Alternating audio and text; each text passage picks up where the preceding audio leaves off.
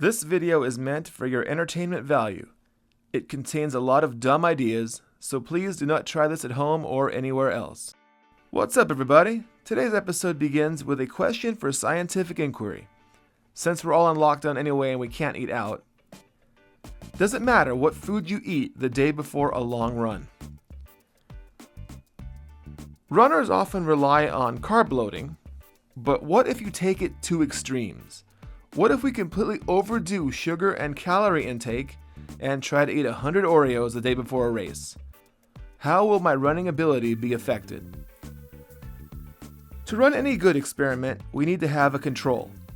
So on Monday morning, I went on a solid 6.6 mile run and got in a nice 8:42 pace.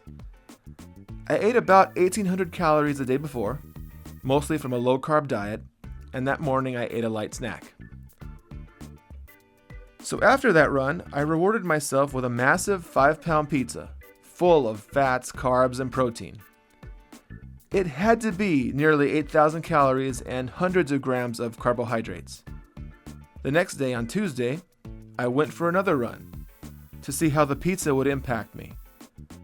I ran 7 miles and I got an 8:44 pace.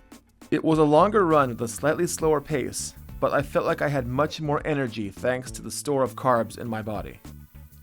I felt like I could have run a whole half marathon, but I stopped at 7 to preserve my body for the big test with the Oreos. After Tuesday's run, I ate a bunch of Mexican food, a burger and milkshake, and a giant donut. Those are the subjects of a future video. Just continuing to roll on the carb loading train. On Wednesday, it was time to carb up with the Oreos. No fanfare, no BS. Stalin, here's 150 Oreos.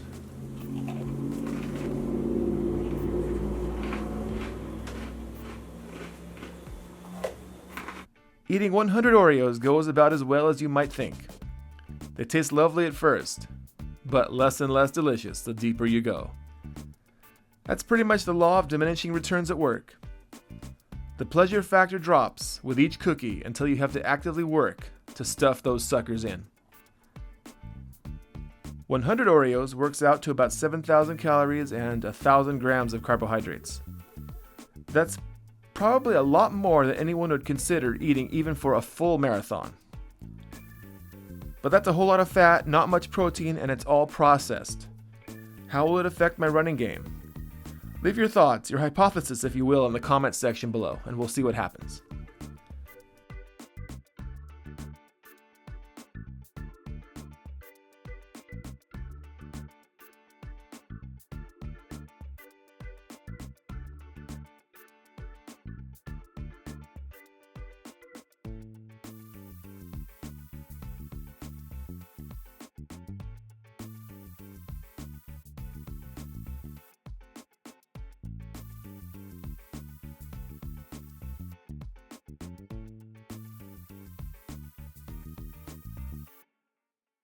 I got a pretty fitful night of sleep.